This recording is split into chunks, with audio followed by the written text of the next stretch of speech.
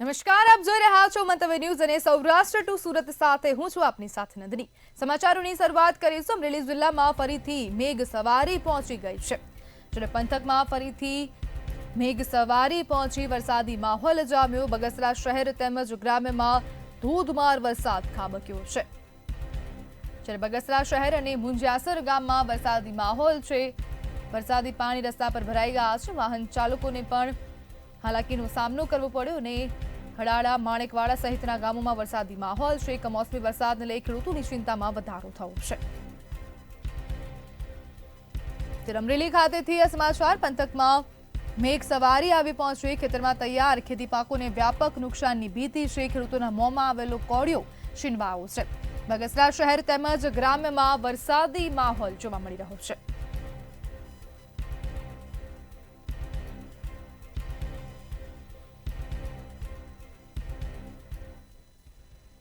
આવતીકાલે સુરેન્દ્રનગર ખાતે આમ આદમી પાર્ટીની મહાપંચાયત યોજાવા જવાની છે। તો આ સમાચાર સામે આવી રહ્યા છે। સુરેન્દ્રનગર ખાતેથી આવતીકાલે સુરેન્દ્રનગરમાં આપની મહાપંચાયત યોજાવાની છે। સાયલા ખાતે આમ આદમી પાર્ટી દ્વારા ખેડૂત મહાપંચાયતનું આયોજન કરવામાં આવ્યું છે। આ પહેલા પણ બોટાદ ખાતે મહાપંચાયતનું આયોજન કરાયું હતું। મહાપંચાયતમાં ભાગ લેવા કેજરીવાલ પણ ગુજરાત પહોંચ્યા છે। પંજાબના સીએમ ભગવંત માન પણ ગુજરાત આવી પહોંચ્યા છે। જ્યારે હિરાસર એરપોર્ટ પર આપ ધારાસભ્યો દ્વારા સ્વાગત કરવામાં આવ્યું। આવતીકાલે સુરેન્દ્રનગર ખાતે ખેડૂતોની મહાપંચાયત આમ આદમી પાર્ટી દ્વારા યોજવામાં આવી। ગોપાલ ઇટાલિયા, ચૈતર વસાવા અને હેમંત હાજર જોવા મળ્યા હતા અને મોટી સંખ્યામાં આપ કાર્યકરો એરપોર્ટ પર ઉમટી પડ્યા છે। જ્યારે કેજરીવાલ પણ આ મહાપંચાયતમાં જોડાવા માટે ગુજરાત આવી પહોંચ્યા છે। પંજાબના સીએમ પણ ગુજરાત આવી પહોંચ્યા છે। જ્યારે ભગવંત માન પણ ગુજરાત આવી પહોંચ્યા છે। હિરાસર એરપોર્ટ પર આપ ધારાસભ્યો દ્વારા સ્વાગત કરવામાં આવ્યું। ત્યારે ગોપાલ ઇટાલિયા, ચૈતર વસાવા પણ એરપોર્ટ ખાતે ઉપસ્થિત જોવા મળ્યા હતા। આવતીકાલે સુરેન્દ્રનગરમાં આમ આદમી પાર્ટીની ખેડૂત મહાપંચાયત યોજાવાની છે। સાયલા ખાતે આમ આદમી પાર્ટી દ્વારા ખેડૂત મહાપંચાયતનું આયોજન કરવામાં આવ્યું। મહાપંચાયતમાં ભાગ લેવા માટે કેજરીવાલ ગુજરાત આવી પહોંચ્યા છે। જ્યારે પંજાબના સીએમ ભગવંત માન પણ ગુજરાત આવી પહોંચ્યા। પાર્ટીના રાષ્ટ્રીય કન્વીનર, દિલ્હી સરકારના પૂર્વ મુખ્યમંત્રી, અમારા પ્રેરણા સ્ત્રોત શ્રી અરવિંદ કેજરીવાલજી, પંજાબના લોકપ્રિય મુખ્યમંત્રી શ્રી ભગવંત માન સાહેબ, આ બંને અમારા મહાનુભાવો ગુજરાતના ખેડૂતોની વારે આવી ગયા છે, હામી બનવા આવી ગયા છે। ખેડૂતોને અત્યારે ટેકાની જરૂર છે, સંવેદનાની, સાથ સહકારની જરૂર છે। ત્યારે અમારા બંને નેતાઓ આજે ગુજરાત આવી ગયા છે। હું એ બંને નેતાઓનું સ્વાગત કરું છું। છેલ્લે આપણે જોયું કે ગુજરાતમાં તમામ એપીએમસી માર્કેટિંગ યાર્ડની અંદર ભાજપ સમર્થિત માણસો ખુલ્લેઆમ ખેડૂતોનું શોષણ કરી રહ્યા છે। ક્યાંક કડદો બોલાય છે, ક્યાંક કટ બોલાય છે, ક્યાંક કડ બોલાય છે, ક્યાંક કમિશન બોલાય છે। શબ્દ અલગ છે પણ ચાલાકી એક સરખી, શોષણ એક સરખું, ભ્રષ્ટાચાર એક સરખો છે। ઉત્તર ગુજરાતના યાર્ડ હોય કે સૌરાષ્ટ્રના યાર્ડ હોય કે સુરતનું હોય કે નોર્થ ગુજરાતનું હોય, તમામ માર્કેટિંગ યાર્ડની અંદર ખુલ્લેઆમ ખેડૂતોનું શોષણ અને महीनों से किसानों के ऊपर अत्याचार हो रहा है। ये लाठीचार्ज किया जा रहा है, आंसू गैस के गोले छोड़े जा रहे हैं, झूठे केस किए जा रहे हैं, छोटे छोटे गरीब किसानों को पकड़ पकड़ के जेल में डाला जा रहा है। 307 जैसी खतरनाक धाराएं किसानों के ऊपर लगाई जा रही है। ये सरदार पटेल की धरती है और सरदार पटेल ने अपने जीवन में न जाने कितनी बार किसानों के लिए सत्याग्रह किया था। आज हम किसानों के साथ उस आंदोलन में शामिल होने के लिए जा रहे हैं, उनके आंदोलन में उनका साथ देने के लिए जा रहे हैं, उनको कहने के लिए जा रहे हैं कि हम आपके साथ खड़े हैं, अंतिम सांस तक हम आपके साथ खड़े हैं। और अब बीजेपी के उल्टी गिनती शुरू हो गई है। आज से 37 साल पहले સુરતના માંગરોળમાં કપિરાજનો આતંક જોવા મળી રહ્યો છે। તો હવે સુરત ખાતેથી આ સમાચાર। માંગરોળમાં કપિરાજનો આતંક જોવા મળી રહ્યો છે। ત્યારે કપિરાજ દ્વારા લોકો પર હુમલાનો વધુ એક પ્રયાસ કરવામાં આવ્યો છે। તો કપિરાજનો આતંક હવે સુરતના માંગરોળના વાંકલ ખાતે વધુ જોવા મળી રહ્યો છે. કપિરાજના હુમલાનો વધુ એક વિડીયો સામે આવ્યો. કામકાજ અર્થે આવતા લોકોને નિશાન બનાવી રહ્યા છે. વન વિભાગ નક્કર કાર્યવાહી ન કરાતા લોકો હેરાન પરેશાન થઈ રહ્યા છે. સુરત ખાતેથી આ સમાચાર. માંગરોળના વાંકલ ખાતેની આ સમગ્ર ઘટના છે. કપિરાજને પાંજરે ક્યારે પુરાશે તેવા અનેક પ્રશ્નો ઉભા થઈ રહ્યા છે. કપિરાજ દ્વારા લોકો પર હુમલાનો વધુ એક પ્રયાસ કરવામાં આવ્યો, જેનો વિડીયો પણ હાલ સામે આવ્યો છે.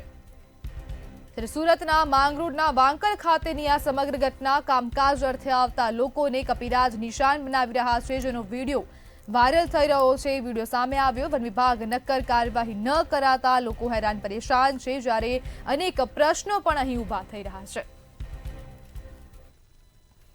ભાવનગરના મહુવાના સેદરડા ગામે વાડી વિસ્તારના લોકો રસ્તાને લઈ મુશ્કેલીનો સામનો કરી રહ્યા છે. છેલ્લા 7 વર્ષથી ભારે વરસાદથી ઓગનનું ધોવાણ થઈ રહ્યું છે, જેના કારણે 7 વર્ષથી અવરજવર માટે રસ્તાને લઈ મુશ્કેલી પડી રહી છે. ત્યારે આ સમસ્યાને લઈ અનેકવાર રજૂઆત પણ કરવામાં આવી છે. તેમ છતાં પણ તંત્ર દ્વારા કોઈ પણ ધ્યાન ન અપાતા લોકોમાં ભારે રોષ જોવા મળી રહ્યો છે.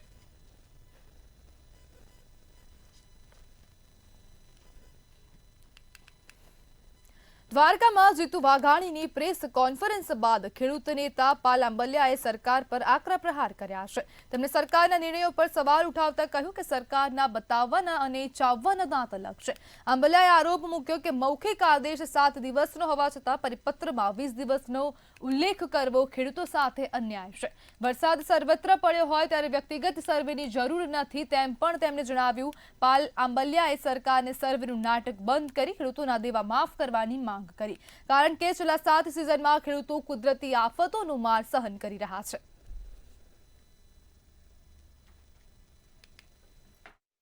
અઠ્યાવીસ તારીખે રાજ્ય સરકારે પરિપત્ર કર્યો અને પરિપત્રના પારા 2 લખ્યું છે કે વ્યક્તિગત સર્વે કરી અને 20 દિવસમાં અહેવાલ મોકલવો.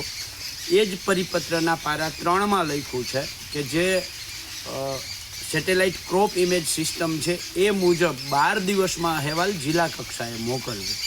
હવે 12 દિવસ ને 20 દિવસનો લેખિત પરિપત્ર કર્યા પછી ગઈકાલે 29 તારીખે રાજ્યના પ્રવક્તા મંત્રી અને કૃષિ મંત્રી જીતુભાઈ વાઘાણી એમ કહે છે જાહેર માધ્યમોના માધ્યમથી કે આ પાક નુકસાનીનો સર્વે 7 દિવસમાં પૂરું કરવું. તો સરકારના દેખાડવાના અને ચાવવાના દાંત અલગ કેમ? રાજકોટ ગ્રામ્ય વિસ્તારમાં કમોસમી વરસાદને લઈને નુકસાનનો મામલો સામે આવ્યો છે. ખેતી પાકોમાં નુકસાનીને લઈને અધિક કલેક્ટર એ.કે. ગૌતમ દ્વારા નિવેદન આપવામાં આવ્યું છે. જિલ્લાના વિવિધ તાલુકામાં 71 ટીમ દ્વારા સર્વે કરવામાં આવશે. જિલ્લામાં કમોસમી વરસાદના કારણે 2,35,492 હેક્ટરમાં નુકસાન થયું છે. એક ગ્રામ સેવક દ્વારા 10 જેટલા ગામડાઓમાં ખેતર જઈને સર્વે કરાશે.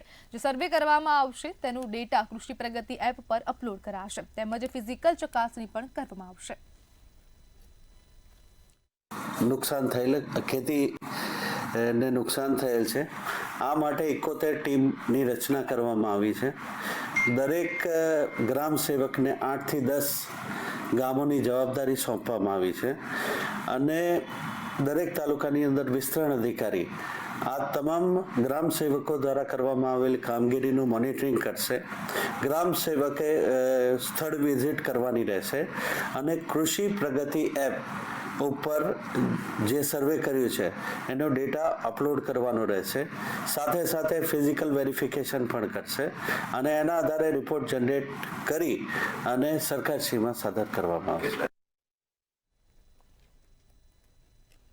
બોટાદના ગઢડા શહેર અને તાલુકાના ગામોમાં કમોસમી વરસાદ વરસ્યો હતો. ત્યારે કમોસમી વરસાદને લઈ ખેતીમાં વ્યાપક નુકસાન થયું હોવાનું સામે આવ્યું છે. જેને લઈ ગઢડામાં કોંગ્રેસના કાર્યકરો મોટી સંખ્યામાં મામલતદાર કચેરી ખાતે પહોંચીને આવેદનપત્ર આપ્યું હતું અને ખેડૂતોને ધિરાણ માફ કરવા અને પાક નુકસાન પેટે વળતર આપવાની માંગ કરાઈ હતી.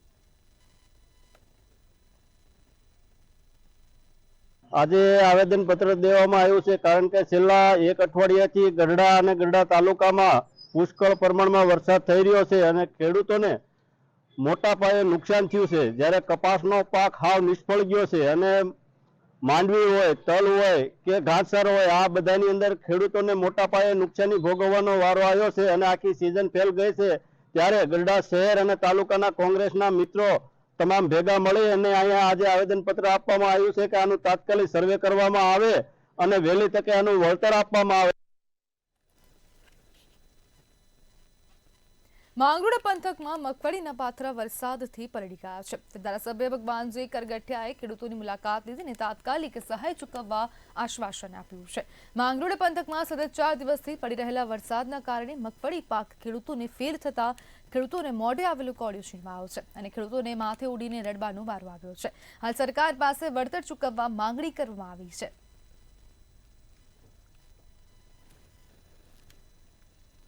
જામનગર જિલ્લામાં કમોસમી વરસાદ વરસ્યો હતો ત્યારે કમોસમી વરસાદના કારણે ખેડૂતો મુશ્કેલીમાં મુકાયા છે. સતત વરસેલા વરસાદના કારણે મગફળી સહિતનો પાક ફેલ ગયો છે, જેને લઈ કોંગ્રેસના નેતાઓ અને ખેડૂતોએ મગફળીના ફેલ ગયેલા પાક સાથે રેલી કાઢી હતી અને જામનગર જિલ્લા પંચાયત ખાતે પહોંચીને જિલ્લા ખેતીવાડી અધિકારીને આવેદનપત્ર આપીને સહાયની માંગ કરી હતી. મારે રાજકીય વાત નથી કરવી, પણ તાત્કાલિક અસરથી ખેડૂતોને વળતર મળે, ખેડૂત ઉભો થાય. જો ખેડૂત ઉભો થશે, તાત્કાલિક સહાય મળશે તો આ સિઝન તો બરબાદ થઈ ગઈ છે, પણ શિયાળુ સિઝન ની અંદર ખેડૂત વાવેતર કરશે ને ખેડૂત વાવેતર કરશે, ખેડૂતના ઘરની અંદર વાવેતર ઉગશે તો જ પ્રજાની અંદર આવશે ને તો જ પ્રજાને સસ્તો માલ મળશે. એટલે ફક્ત ખેડૂતોની પીડા નથી, આમ જનતાની પણ પીડા છે. ખેડૂતની વાડીમાં કંઈક ઉગશે તો જ આમ જનતાને મળશે, નહીંતર આમ જનતાને પણ નહીં મળે. એટલે સમગ્ર ગુજરાતની પ્રજા માટે આ મહત્વનો પ્રશ્ન છે. તાત્કાલિક અસરથી ખરીફ સિઝનમાં જામનગરમાં મગફળી અને કપાસનું મેજર વાવેતર થતું હોય છે. એમાં ટોટલ 3,48,000 હેક્ટર જેટલું વાવેતર વિસ્તાર છે. એ પૈકી લગભગ 2,24,000 હેક્ટર જેટલું મગફળીનું વાવેતર કરવામાં આવેલું હતું. એમાં ખાસ કરીને હાલની પરિસ્થિતિમાં આગોતરી જે મગફળીઓ હતી 15% જેવી મગફળી હશે કે જે કમ્પ્લીટ થઈ, એમની સિઝન પૂરી થઈ અને ખેડૂતોએ લણી લીધી છે. ત્યાર પછી જે લગભગ 50% જેવી મગફળી હતી એ પાથરા કાઢેલા મગફળી જમીનમાંથી કાઢીને પાથરામાં સૂકવા માટે રાખેલા, એની ઉપર થોડો વરસાદ થયેલો છે અને અમુક જગ્યાએ હજી ક્યાંક મગફળી ઉભેલી પણ છે. હવે આની માટે સરકારશ્રી દ્વારા સૂચના મળેલ છે, એ પ્રમાણે સર્વેની કામગીરી ચાલુ કરવામાં આવશે અને સર્વે થયા પછી સરકાર જે નિર્ણય કરશે એ પ્રમાણે આગળની કાર્યવાહી કરવામાં આવશે.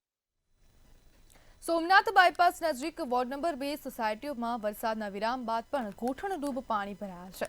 સ્થાનિક રહેવાસીઓમાં પાણી ભરાવાના લીધે અતિશય ગંદકી અને મચ્છરોના ઉપગ્રહથી બીમારી ફેલાવવાનો ભય સેવાઈ રહ્યો છે. સ્થાનિક રહેવાસીઓ દ્વારા નગરપાલિકાના સત્તાધીશોને અનેક વાર રજૂઆતો કરવામાં આવે છે. નગરપાલિકાને ટેલિફોનિક જાણ પણ કરવામાં આવી હતી, જ્યારે હજુ સુધી સંતોષકારક જવાબ પગલાં લેવામાં આવ્યા નથી.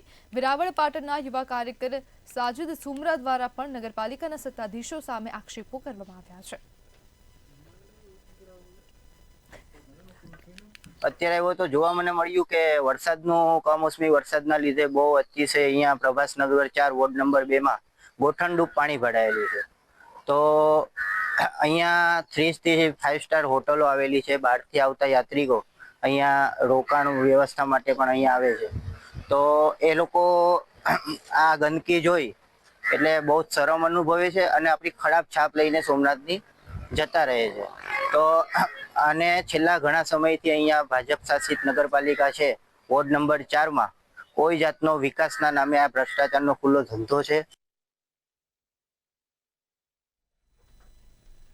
કચ્છના નવા ભચાઉ શહેરના વોર્ડ નંબર 2 માં ગેટ લગાવી દેતા લોકોને ભારે હાલાકી પહોંચી રહી છે. અગાઉ ભચાઉ શહેરના દરબારગઢ વિસ્તારમાં જ આ રીતે ગેટ લગાવવામાં આવ્યા હતા, જેને તંત્ર દ્વારા દૂર કરવામાં આવ્યા હતા. ત્યારે ફરી આ ગેટ તાત્કાલિક ધોરણે હટાવી દેવામાં આવે તેવી માંગ ઉઠી છે. તેમજ રાત્રિ દરમિયાન ઇમરજન્સી કોઈ કામ આવી જાય ત્યારે ગેટ બંધ હોવાથી ભારે મુશ્કેલી પડી રહી છે. વહીવટી તંત્ર દ્વારા કાયદેસરની કાર્યવાહી કરી સમસ્યાનું નિરાકરણ લાવવામાં આવે તેવી માંગ કરાઈ છે.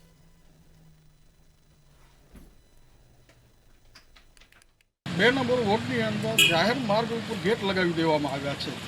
તે ગેટ આ જ રીતે ભચાઉ દરબારગઢની અંદર પણ લગાવવામાં આવ્યા. તંત્ર દ્વારા તે દૂર કરવામાં આવ્યા. મેં અનેકવાર રજૂઆત કરવા છતાં રાજકીય વગ ધરાવતા વ્યક્તિઓ એ આજની તારીખની અંદર ગેટનું કોઈ નિરાકરણ આવી શક્યું નથી.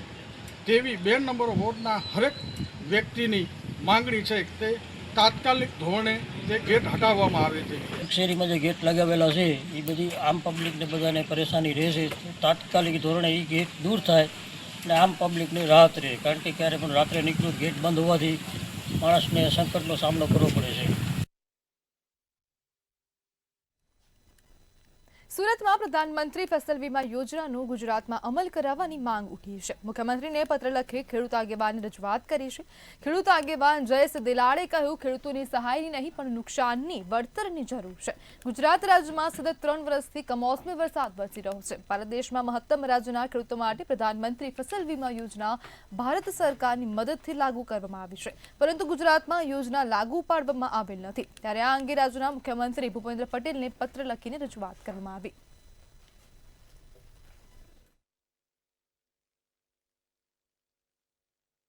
સરકાર અને સમગ્ર ગુજરાત સિવાયના રાજ્યોમાં તમે જોવો તો જે રીતે પ્રધાનમંત્રી ફસલ યોજના ખૂબ જ સફળતાથી ચાલી રહી છે, ગુજરાતમાં પણ એનો અમલ હતો, પણ છેલ્લા 3-4 વર્ષથી જે રીતે બંધ કરવામાં આવી છે અને જે રીતે આટલું મોટું નુકસાન થતું હોય ત્યારે સ્વાભાવિક છે ખેડૂતોને ખૂબ જ મોટી અપેક્ષા હોય છે. ત્યારે અમે મુખ્યમંત્રીને પત્ર લખીને જાણ કરી છે કે તાત્કાલિક ધોરણે ગુજરાતમાં પણ પ્રધાનમંત્રી ફસલ યોજના લાગુ કરવામાં આવે. સુરત શહેરમાંથી વધુ એક બાળકના અપહરણની ઘટના સામે આવી. ઉધના વિસ્તારની ઘર નજીક રમી રહેલા 3 વર્ષીય બાળકને એક શખ્સ ઉઠાવી ગયો હતો. પોલીસને જાણ થતાં પોલીસે ગણતરીની કલાકોમાં જ 200 જેટલા સીસીટીવી ચેક કરી આરોપીને ઝડપી પાડ્યો હતો. પોલીસે અપહરણ કરવા બદલ કાયદેસરની કાર્યવાહી હાથ ધરી છે. લાલચ આપીને, ચોકલેટની લાલચ આપી તેમજ પૈસાની લાલચ આપીને ઉપાડી લઈ ગયો હતો.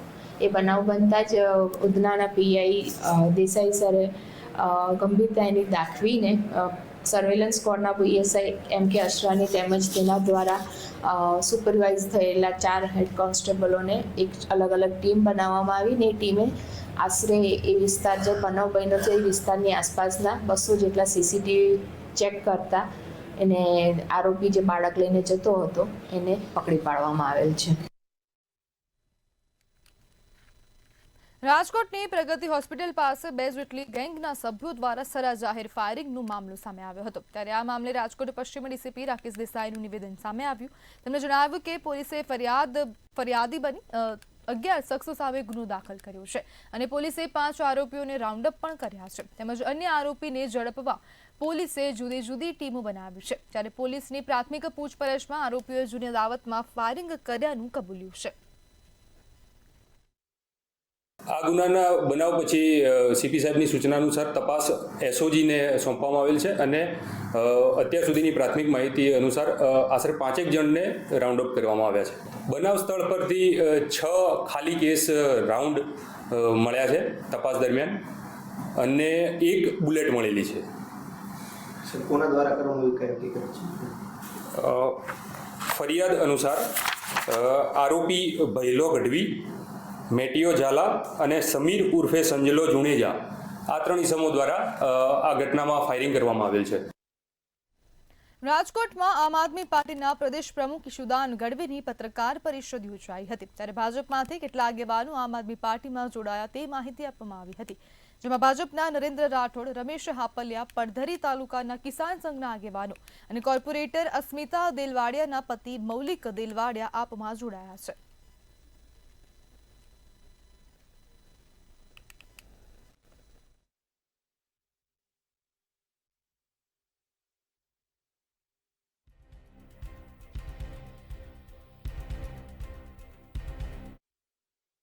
છેલ્લા 30 વર્ષથી કુશાસનથી ભાજપથી ત્રસ્ત થયેલા આજે ઘણા બધા રાજકોટના ખૂબ જ સજ્જન આગેવાનો આજે આમ આદમી પાર્ટીમાં જોડાઈ રહ્યા છે. તમે જુઓ, પહેલાં 30 વર્ષ ગુજરાતમાં કોંગ્રેસનું શાસન હતું. કોંગ્રેસથી લોકો ત્રાહિમામ પોકારી ગયા, કોંગ્રેસથી થાક્યા, પછી એમણે ભાજપને ચૂંટ્યું. ભાજપના આજે 30 વર્ષ થઈ ગયા. અત્યારે ભાજપને ખૂબ અહંકાર આવી ગયું છે. ભાજપના રાજમાં મોંઘવારી ચરમસીમાએ ગઈ. મધ્યમ વર્ગ જીવી નથી શકતું, મધ્યમ વર્ગના 2 છેડા ભેગા નથી થઈ શકતા. સુરેન્દ્રનગર થાનગઢમાં આવેલ અમરાપરમાં ફાયરિંગ કરવામાં આવ્યું હતું. અમરાપર ગામમાં લગભગ 7 થી 8 રાઉન્ડ ફાયરિંગ કરાતા અફરાતફરીનો માહોલ જોવા મળ્યો હતો. ન જેવી બાબતે બબાલ થઈ અને મામલો છેક ફાયરિંગ સુધી પહોંચ્યો હતો. ધોકા પાઇપ વડે હુમલો કરવામાં આવ્યો હતો અને લોકો પર બોલેરો ભગાવી લોકોને ઈજા પહોંચાડી હતી. ત્યારે ઈજાગ્રસ્તો લોકોને રાજકોટ રિફર કરવામાં આવ્યા હતા.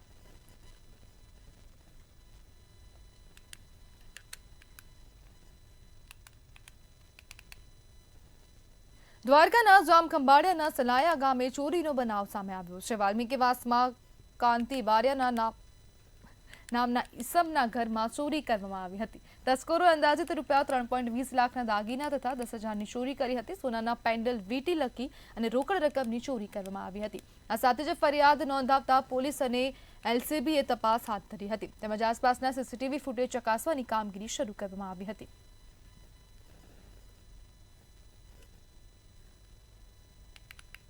ભચાઉની દક્ષિણ દિશામાં આવેલ દીનદયાળ પોર્ટની જમીન પર કારખાનાઓ દ્વારા કબજો કરીને લાંબો પારો બાંધવામાં આવ્યા હોવાનું સામે આવ્યું છે. હજારો એકર જમીન પર સરસ્વતી તેમજ સોમનાથ શ્રીરામ સોલ્ટનો મોટો કબજો હોવાના આક્ષેપ કરવામાં આવ્યા છે. ત્યારે આ મામલે અરજદાર શિવુભા જાડેજા દ્વારા વહીવટીતંત્રને લેખિત રજૂઆત કરવામાં આવી.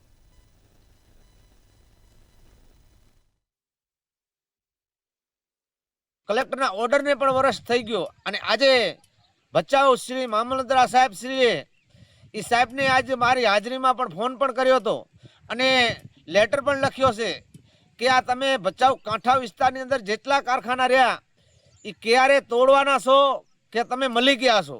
અમુક કારખાના પહેલાં તોડવામાં આવ્યા હતા પહેલાં પણ એ પણ ચાલુ થઈ ગયા છે. એટલે દીનદયાળ કંડલા અધિકારી રહ્યા એની પૂરી મેલી ભગત છે. ભાવનગરના મહુવાના મોટા ખુટવડા ગામે સગીરા સાથે અડપલા કરવામાં આવ્યા હતા. 2 સગીરા સાથે અડપલા કરતા પોલીસ ફરિયાદ દાખલ કરવામાં આવી.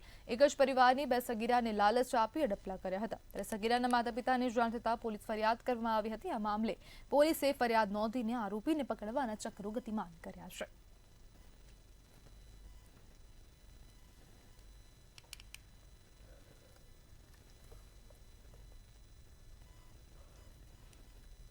ગીર સોમનાથ જિલ્લાના કોડીનાર તાલુકાના આલીદર ગામે 2 સિંહો આવી ચડ્યા હતા. શિકારની શોધમાં 2 સિંહો જંગલ વિસ્તાર છોડી ગામમાં ઘૂસી આવ્યા હતા. બંને એક રહેણાંક ઘરની ઓસરી નજીક ગાયનું મારણ કર્યું હતું અને સિંહો થોડા સમય સુધી ત્યાં જ રોકાઈને પોતાના શિકારની મિજબાની માણી હતી. ત્યારે મોટી સંખ્યામાં લોકો ભેગા થયા હતા અને તાત્કાલિક વન વિભાગને આ બનાવની જાણ કરી હતી.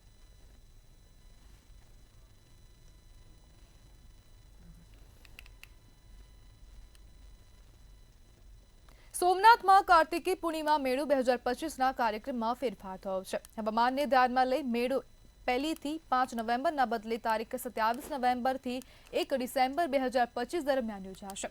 દર્શન સમયે વધારી રાત્રિના 11 વાગ્યા સુધી રાખવામાં આવ્યો છે. ટ્રસ્ટના આ નિર્ણયથી શ્રદ્ધાળુ વેપારીઓ અને સ્ટોલ ધારકોના હિતની સુરક્ષા થશે.